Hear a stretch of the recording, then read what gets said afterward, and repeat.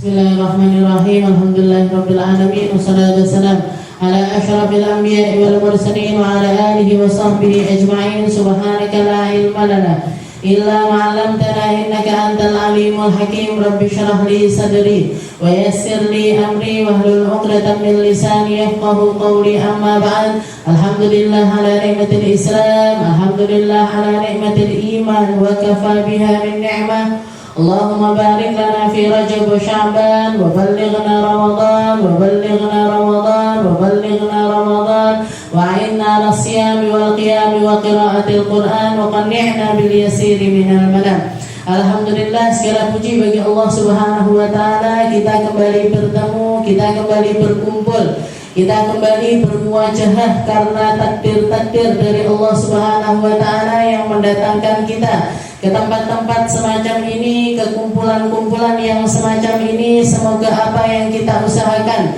semuanya bernilai pahala di sisi Allah Subhanahu wa taala, menjadi sebab kita dekat sama Nabi Muhammad sallallahu alaihi wasallam, jadi sebab selamatnya kita ketika sakaratul maut, selamatnya kita ketika di alam kubur, selamatnya kita ketika dibangkitkan, selamatnya kita ketika ditimbang amal, selamatnya kita sampai melewati jembatan Sirat menuju ke dalam surganya Allah Subhanahu wa taala. Dan semoga apa yang kita lakukan tidak disia-siakan oleh Allah taala, menjadi sebab kita menjadi hamba-hamba yang dicinta, menjadi sebab kita jadi hamba-hamba yang dititipi kebaikan. Tangan kita, mata kita, telinga kita, lisan kita, kaki kita, semoga Allah taala berkenan untuk menjadikannya anggota-anggota yang melakukan perkara-perkara yang baik, perkara-perkara yang diridhoi sama Allah taala, perkara-perkara yang menyenangkan hati Nabi kita Nabi Muhammad sallallahu alaihi wasallam.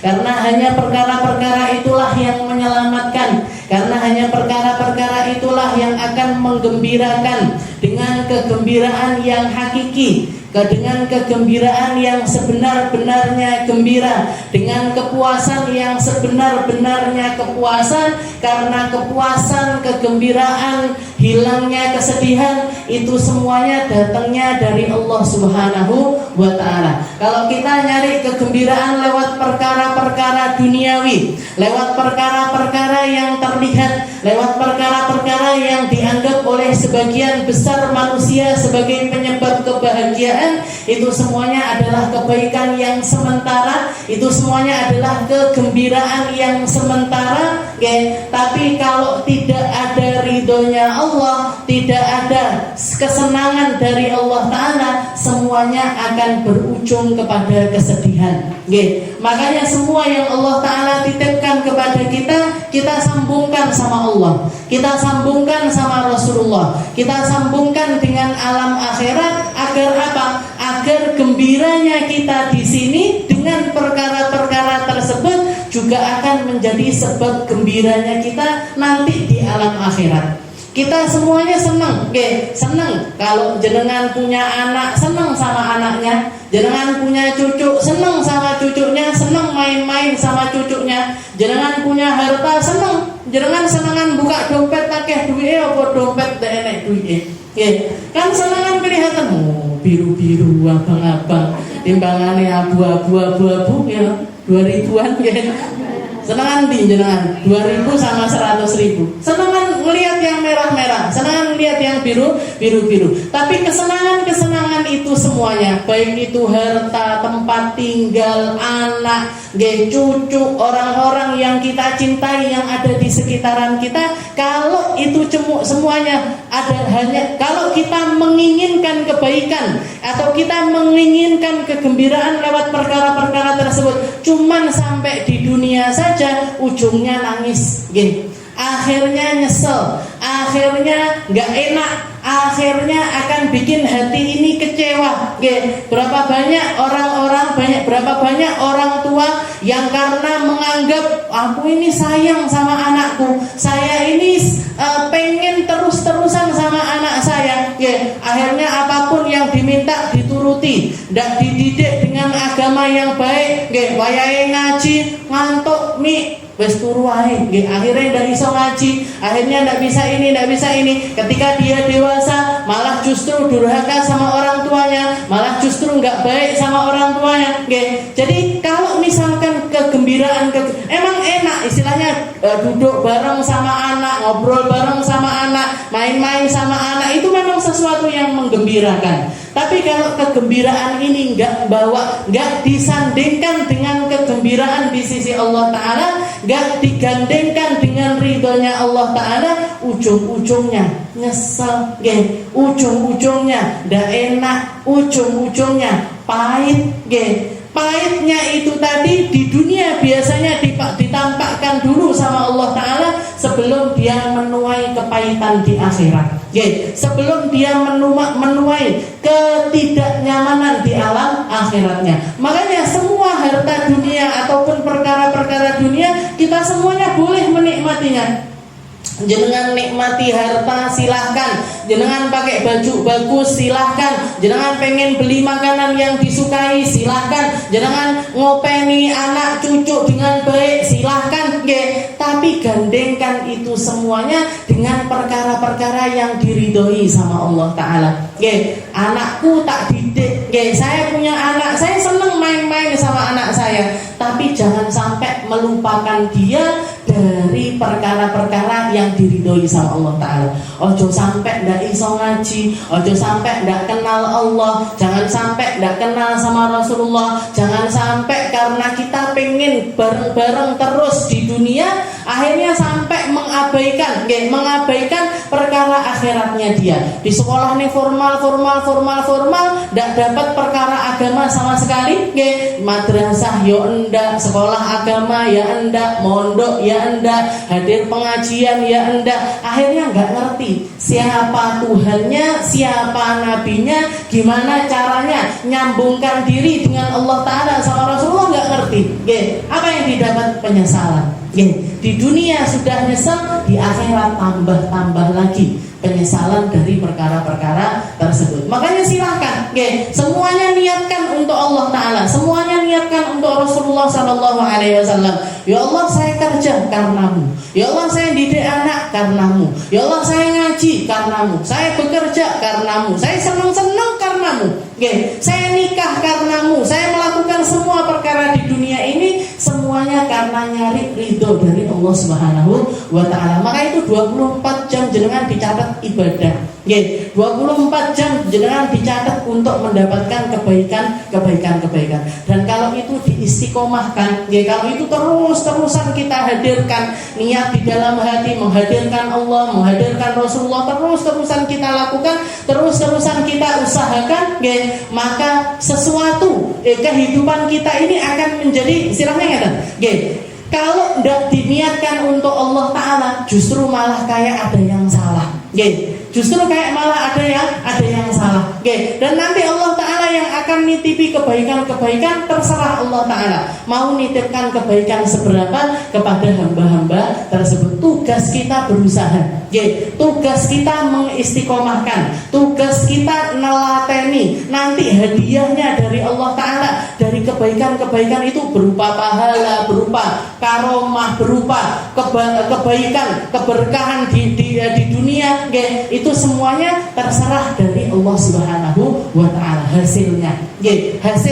Makanya kalau kita lihat cerita-ceritanya para wali-walinya Allah, kayak misalkan Sayyidah Rabi'atul Adawiyah, dikatakan Sayyidah Rabi'atul Adawiyah itu sepanjang malam bisa sholat 1000 rakaat. Sepanjang malam itu sholat sunnahnya beliau itu 1000 rakaat. Jangan logikakan sekarang. Iso ndak kira-kira kita nanti malam aku melok koyok Sayyidah Rabi'atul Adawiyah, engko bengi sholat bengi mulai teko nggone budina sholat wengiku 1000 rakaat. Kira-kira mampu napa mboten? Dipikir aja ndak mampu. Dijamin nggih mboten mampu lho. Jadi misalkan kita 1 rakaat itu 1 menit, 1 rakaat itu 1 menit, dikalikan jam yang ada di sepanjang malam, itu tidak nyampe sampai 1000, itu tidak bisa. Tapi kenapa kok Sayyidah Rabi'atul Adawiyah ini mampu? Kenapa kok beliau ini mampu? Karena berkat dari ikhtiarnya, berkat dari usahanya, berkat dari istiqomahnya, sama Allah Ta'ala dikasih hadiah. Dikasih hadiah berupa apa? Berupa berkahnya waktu, sampai beliau mampu melaksanakan sholat sepanjang malam itu 1000 rakaat. Sholawatnya per hari ini 25.000 minimal.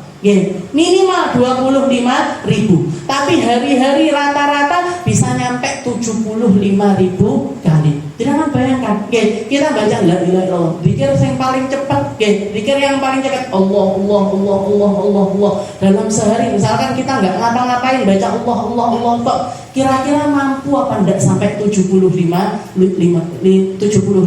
Kayaknya nggak masuk akal. Tapi kenapa kok beliau mampu melakukannya? Karomah. Karomah. Jadi berkat dari istiqomahnya, berkat dari mujahadahnya, berkat dari keseriusannya untuk beribadah kepada Allah Ta'ala dihadiahi. Dihadiahi yang ini, dihadiahi sekian, ini.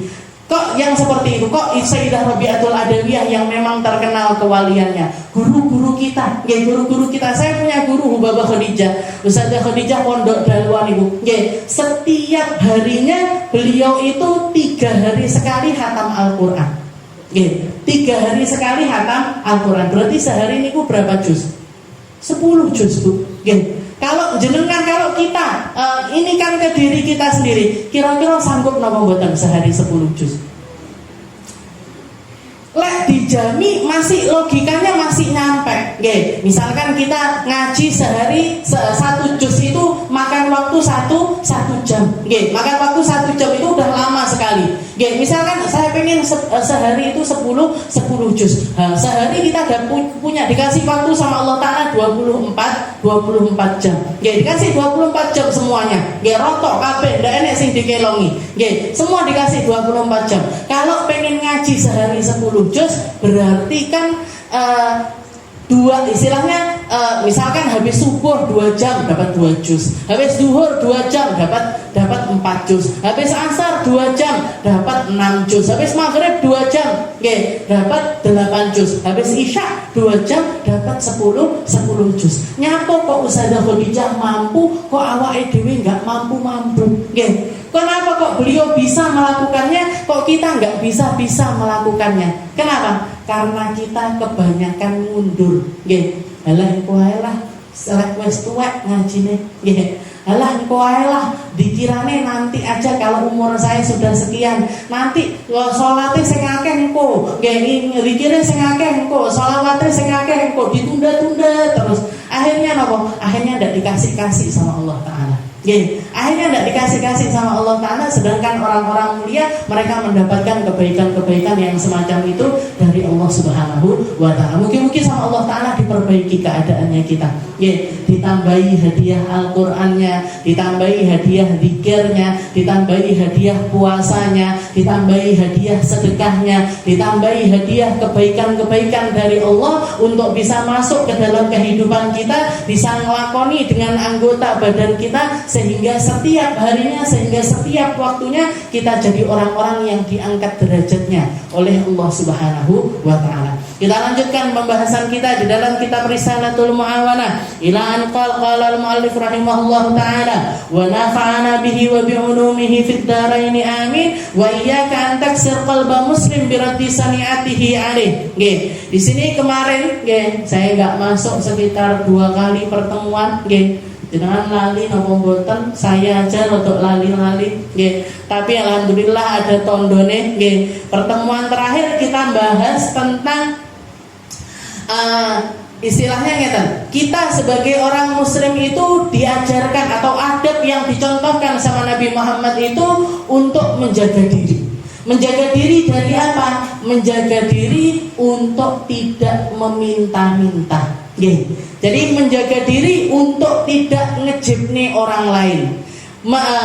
Diajarkan sama Nabi Muhammad untuk menjaga harga diri kita, untuk tidak merepotkan orang, untuk tidak ngejibni orang, untuk tidak bergantung sama orang, untuk tidak minta-minta kepada orang lain.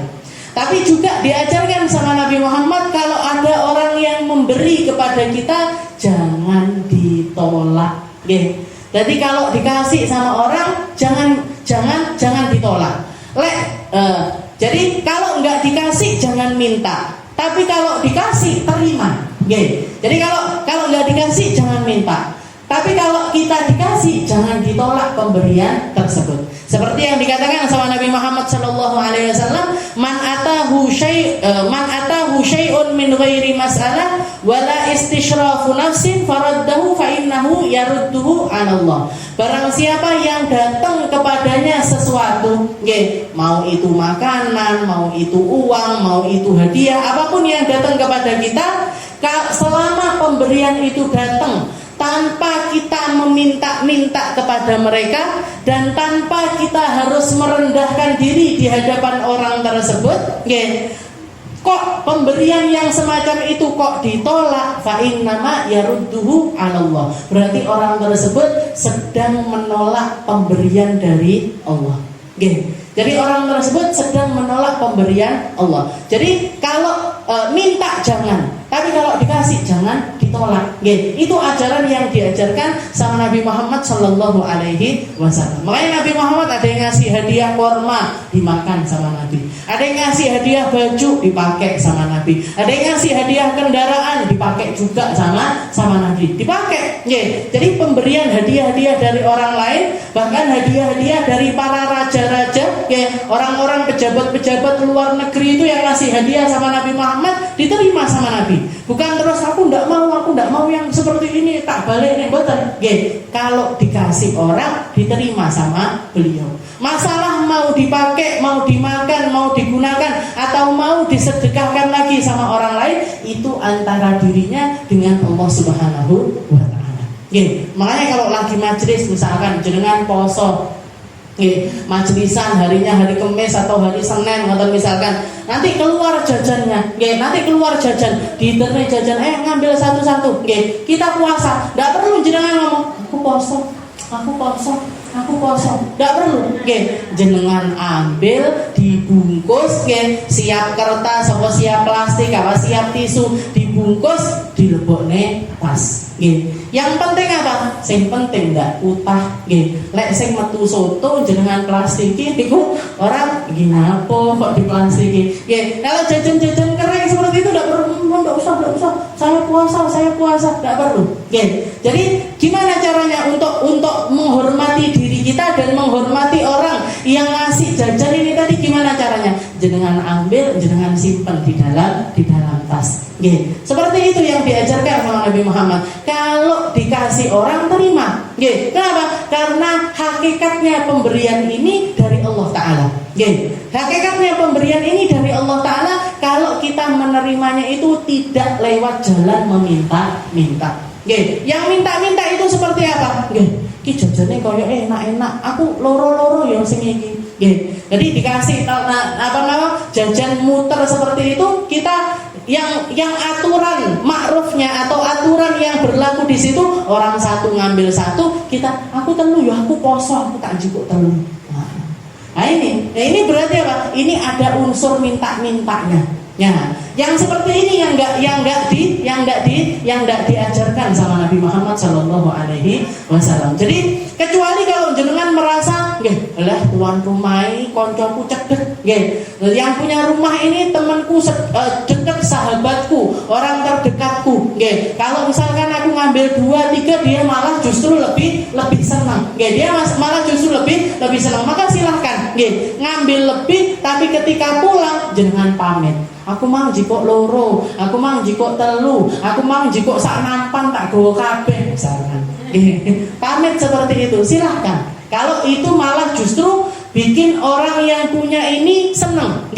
Justru bikin orang yang punya rumah ini senang. Karena berarti apa? Karena berarti jajannya kita keterima. Jadi kan kalau lagi laden-laden atau punya hajat di rumah, menyediakan makanan, menyediakan minuman, menyediakan jajan-jajan dan lain sebagainya, pengennya dihabiskan apa pengennya turah-turah?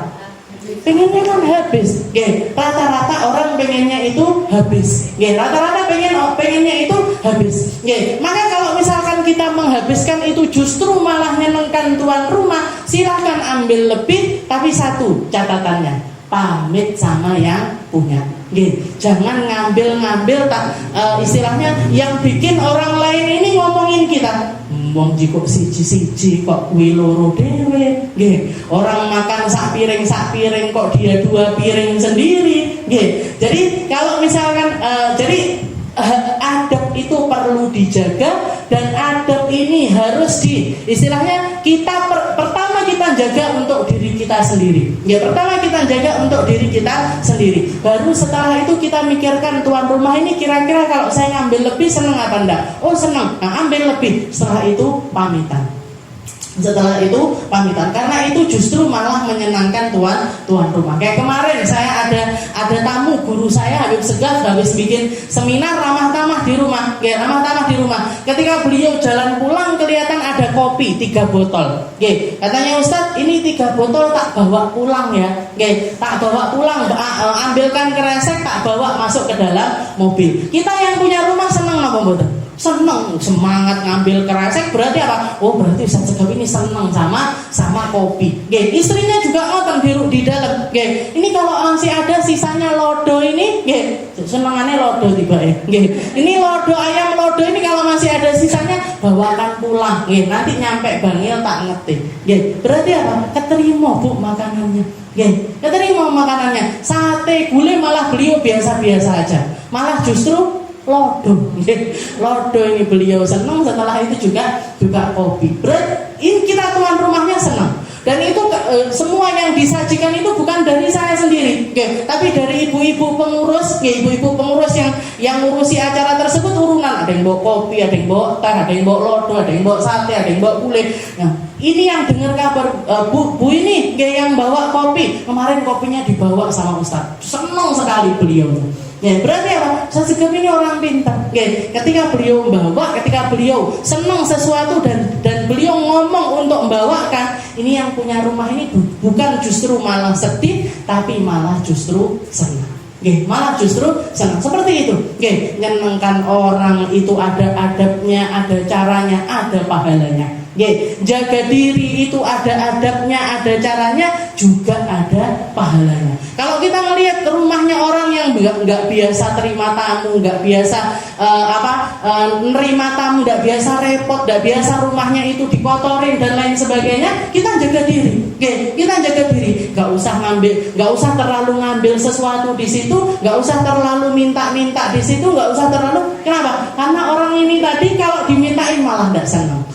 Jadi semuanya itu ada adabnya, ada caranya, dan semuanya dicontohkan oleh Nabi Muhammad SAW dan dicontohkan oleh guru-guru kita sampai kepada kita sekarang ini.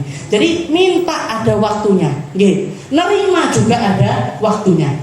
Kita diajarkan sama syariat kalau di rumah keluarga kita sendiri, jangan kalau di rumah pamannya, di rumah bibinya, di rumah anak-anaknya, sing gerapyak, makan disajikan apa di situ iki apa, minta ngicipi ini, boten masalah. Kenapa? Karena mereka adalah orang-orang terdekat kita.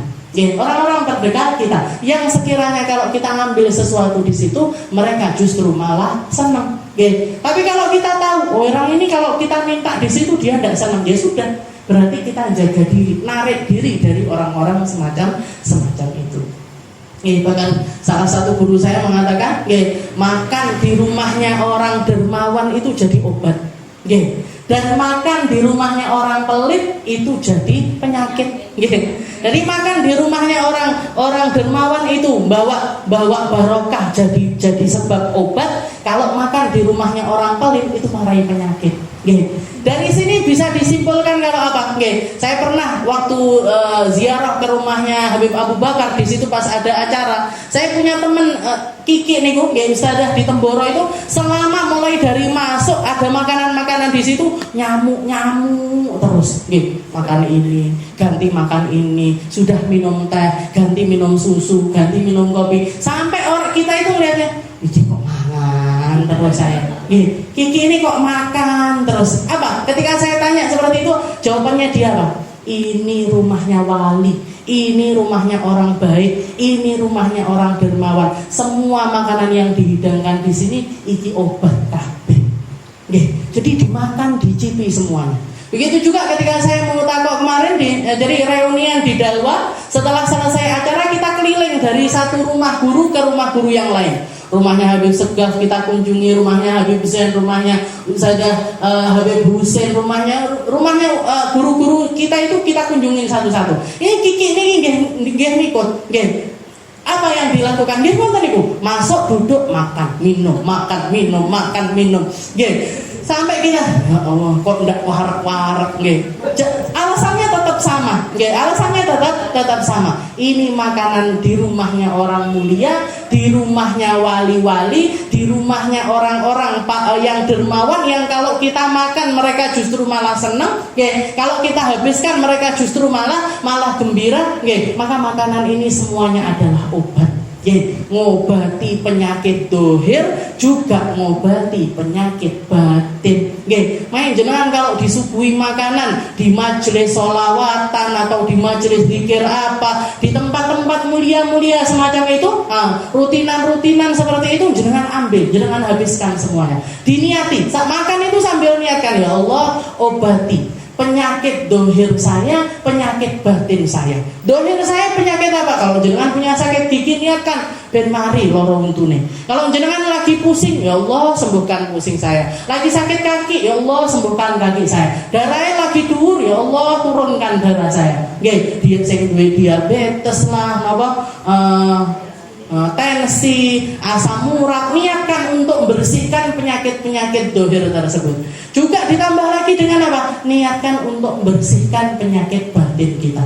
Iri, dengki, benci, sombong dan lain sebagainya, ya Allah bersihkan. Bersihkan agar hati ini jadi hati yang bersih, jadi hati yang murni, jadi hati yang ikhlas. Karena hati-hati yang semacam itu yang akan dititipi ketakwaan sama Allah Ta'ala, yang akan dititipi kebaikan, yang akan dititipi ketulusan, dititipi keikhlasan dari Allah Subhanahu wa Ta'ala. Jadi seperti itu kaidahnya para ulama kita. Jadi dikatakan man atahu syai' min ghairi mas'alah wala istishrafu nafsin faraddahu fa inna ma yarudduhu 'ala Allah. Kalau kita dikasih orang tanpa kita minta, tanpa kita merendahkan diri kita kok ditolak, berarti dia lagi nolak pemberian dari Allah.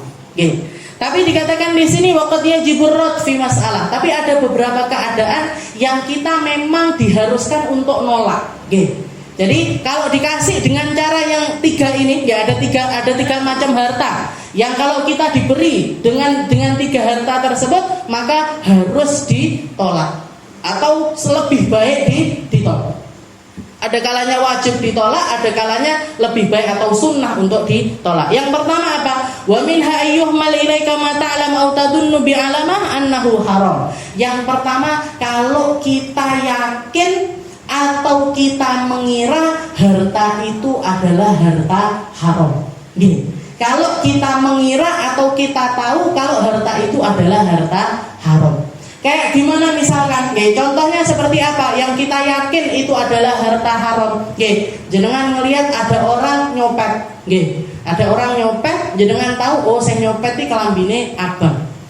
Dibuka hasil copetannya uang 100.000, kelihatan jenengan diparingi jenengan. Ini kelihatan uang ini dia ambil barusan dari dia nyopet. Berarti apa? Yakin kalau uang ini adalah uang haram. Berarti apa? Harus ditolak. Jadi kalau kita yakin harta itu haram atau mengira dengan perkiraan yang besar kalau harta ini adalah harta haram, maka wajib untuk ditolak. Tinggal cara nolaknya gimana? Tinggal cara nolaknya gimana? Kalau misalkan kita ditolak secara terang-terangan ini akan bikin dia ini jera, maka wajib untuk ditolak secara terang-terangan. Misalkan yang nyolong itu orang yang kita kenal atau yang kita deket sama dia, kita tolak. Ojo toh, ini uang haram, berhenti dari pekerjaan yang semacam ini. Insya Allah dia bakalan jera, maka secara terang-terangan boten nopo. Tapi kalau misalkan kita nolak dengan terang-terangan itu justru membahayakan kita atau bikin orangnya ini nggak malah tobat, malah tambah jadi lebih parah lagi, nggih, maka kita tolak secara diam-diam. Ditolak secara diam-diam. Kayak misalkan kita punya tetangga orang kafir, misalkan orang non muslim, orang Kristen misalkan, dan kita tahu pekerjaannya ini pekerjaan yang tidak baik, dia ini kerjanya misalkan jadi rentenir, jadi rentenir yang sukanya nganakne uang, kalau misalkan orang non muslim tapi pekerjaannya halal, dia dagang atau buka toko apa, berarti pekerjaannya halal, tapi kalau pekerjaannya nggak baik, pekerjaannya dia nggak baik, ngasih hadiah ke kita, ngasih sesuatu kepada kita, dia punya hajat misalkan jangan dikirimi makanan, kita ragu-ragu, ini makanan halal, apa panganan haram, tapi pekerjaannya dia pekerjaan yang tidak baik, maka tetap terima. Kalau kita merasa orang ini tidak pantas untuk ditolak secara terang-terangan, kita terima, diterima tapi tidak usah dimakan, diterima tapi tidak usah dimakan, kasihkan orang lain yang lebih butuh daripada kita, atau kalau tidak gitu, kasihkan untuk misalkan dibuat makan ayam atau apa, buat makan apa, biar makanan itu nggak masuk ke dalam perut kita ataupun anak-anak kita. Kenapa? Karena kita yakin hartanya dia adalah harta haram. Itu yang pertama. Autuh malaika sadaqah wajibah ala dhannin annaka min ahliha wa anta lasta kadzalik. Atau juga yang wajib juga untuk ditolak kalau misalkan ada orang sedekah wajib. Sedekah wajib ini apa? Zakat. Jadi zakat fitrah atau zakat harta ataupun kafarohnya orang, orang yang nggak bisa puasa, nggak mampu puasa Ramadan, dibayar fidyah, dikasihkan ke kita. Dia mengira, orang ini ngira kalau kita ini orang yang miskin, misalnya orang miskin atau orang fakir, apa orang yang memang berhak untuk menerima harta tersebut, padahal kita bukan orang yang semacam itu, padahal kita orang yang cukup, maka wajib untuk ditolak. Jadi kalau kita nggak berhak untuk dapat zakat tapi dikasih zakat, ditolak tidak apa-apa, bahkan wajib untuk ditolak. Kalau kita bisa nolak terang-terangan, ditolak terang-terangan. Kalau enggak, diterima tapi kasihkan ke orang lain, diterima kasihkan ke orang lain. Kayak dulu pernah ada orang nanya ke saya secara langsung, saya ini ngelihat jenengan keliling untuk ngajar, Ustazah itu kan identik biasanya dapat uangnya itu lewat amplop atau lewat gaji atau lewat ngoten-ngoten itu. Dia ngomong, Ustazah boleh enggak saya masih punya harta zakat? Saya masih punya harta zakat. Kalau saya kasihkan ini ke jenengan boleh napa mboten?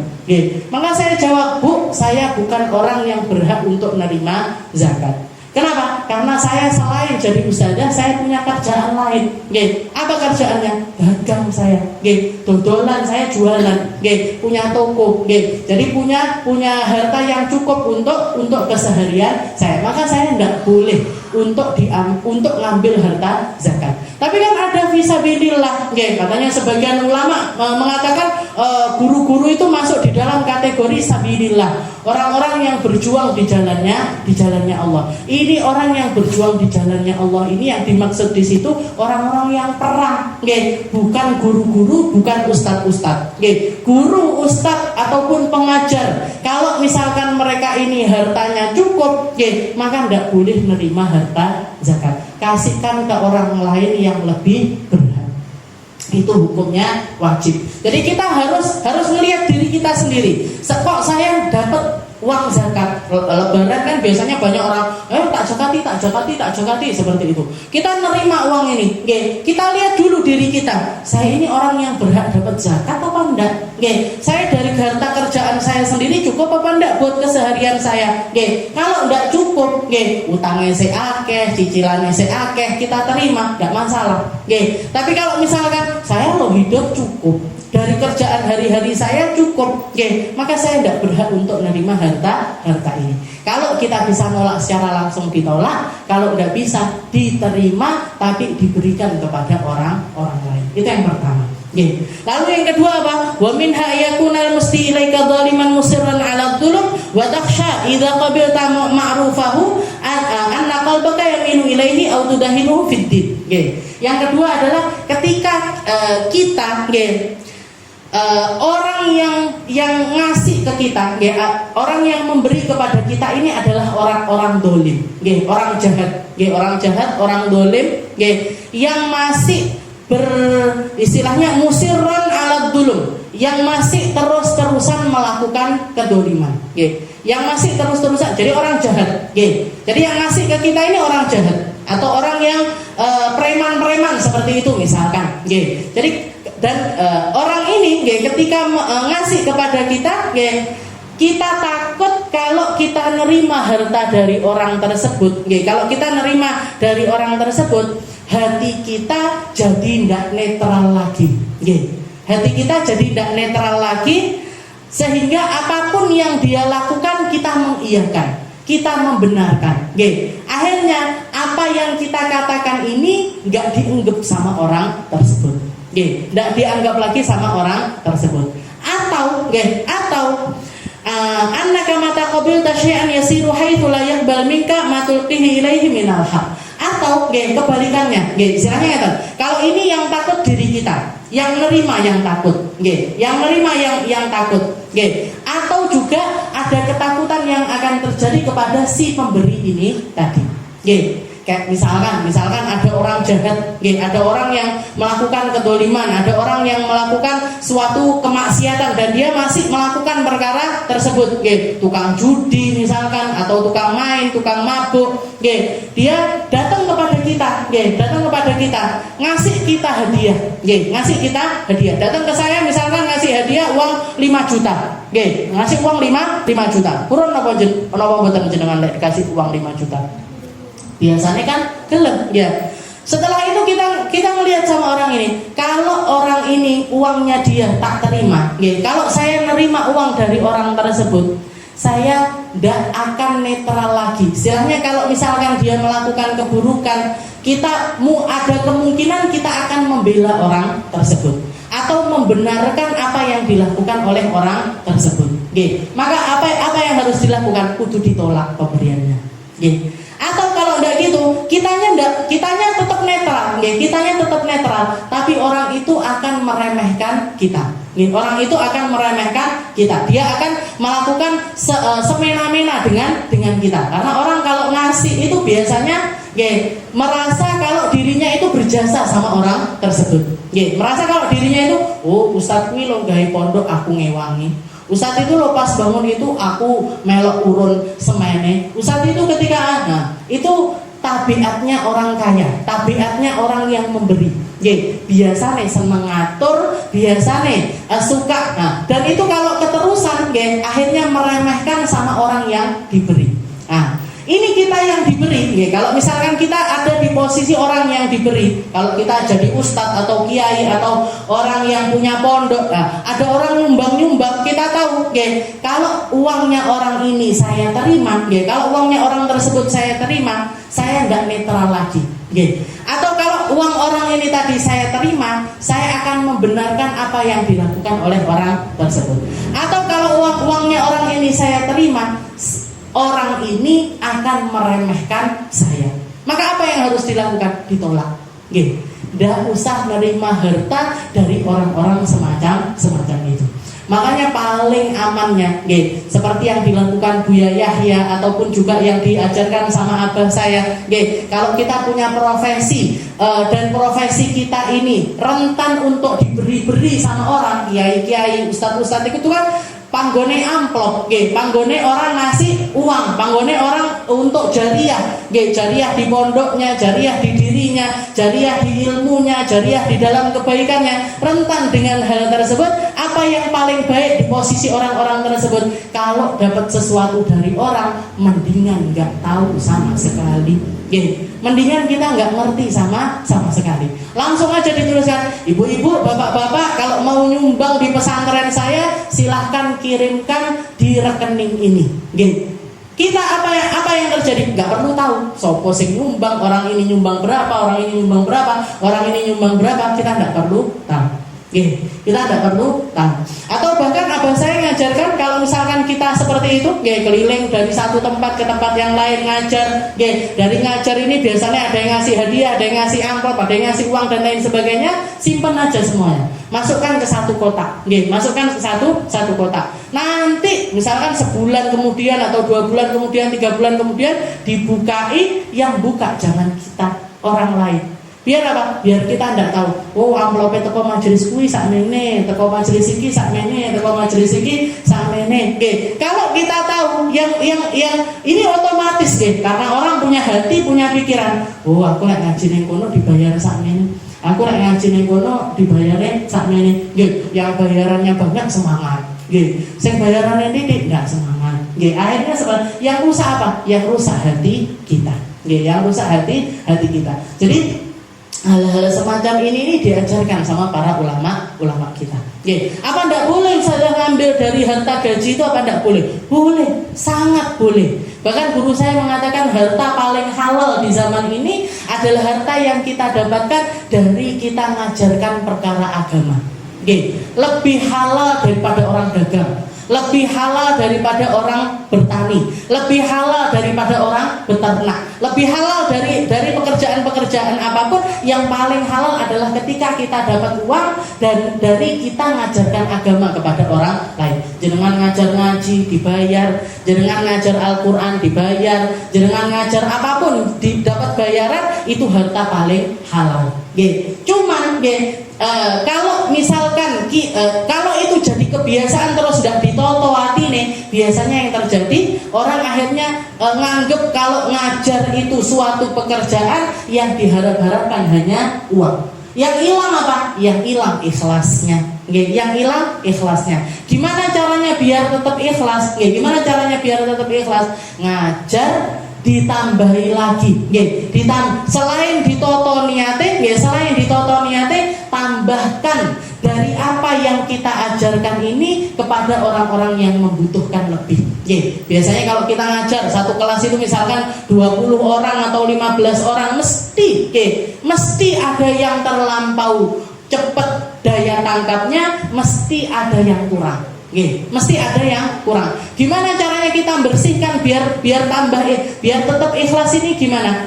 Yang kurang-kurang ini jenengan dudukkan, ditambahi porsi ngajarnya. Jangan disamakan dengan mereka-mereka yang pintar. Jangan disamakan sama mereka-mereka yang daya tangkapnya ini cepat. Jadi didudukkan, ngasih misalkan nambah, nanti pulang sekolah yang lainnya pulang, kalian nambah ya 1 jam ngaji sama ustazah.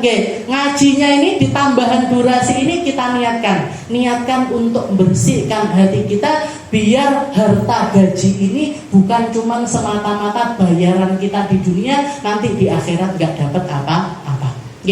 Biar tetap ikhlas itu caranya seperti itu. Nah, itu yang kedua. Jadi pemberian yang akan berdampak untuk kita atau berdampak untuk orang yang memberi kepada kita. Dan yang ketiga, minha anta alam min hali insan annahu yaqsidu bi silati yudlalu ala sabilillah bi. Nah, yang ketiga ini yang rawan pemberian dari para penguasa.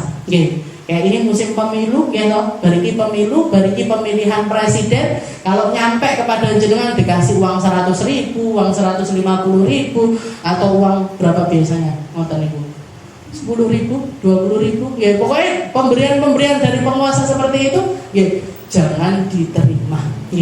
Jangan diterima. Kalau sudah terlanjur menerima gimana? Diterima, tapi jangan sampai masuk ke dalam perut. Jangan sampai masuk ke dalam perut. Ini harta-harta, ini uang-uang yang nyampe kepada kita dengan niat rosyad, niat roswah. Roswah itu suap. Dengan dibeli suaranya untuk nyoblos mereka, dibeli suaranya untuk milih mereka, dibeli suaranya biar mereka jadi orang-orang yang menjabat. Gimana caranya kita untuk istilahnya menghindar dari perkara-perkara yang semacam itu? Ditolak. Kalau ndak bisa nolak, diterima, tapi jangan sampai masuk ke dalam perut kita. Ambil uangnya, ndak usah coblos orangnya. Ambil uangnya, tidak usah coblos orangnya. Setelah itu uang ini tadi kita kasih kepada istilahnya dipakai untuk perkara-perkara yang tidak untuk maslahat istilahnya tidak untuk kepentingan kita, bukan untuk kepentingan keluarga kita, tidak kita ambil manfaat dari perkara tersebut. Nggih, dingge tuku apa Ustazah? Nggih, kalau misalkan ada perbaikan jalan, ada perbaikan jembatan, nah, masukkan ke situ aja. Nggih, masukkan ke situ. Dipakai untuk beli alat bersih-bersih desa dan lain sebagainya, silakan. Tapi jangan sampai masuk ke dalam perut kita. Ini 3 perkara. Jadi dari sekian banyak pemberian, 3 perkara ini yang harusnya kita hindari uang-uang tersebut. Wallahu a'lam bishawab. Wa dzar antatum ala nafsika wa ala waladika wa ala malika. Insyaallah kita lanjutkan di pertemuan kita yang selanjutnya.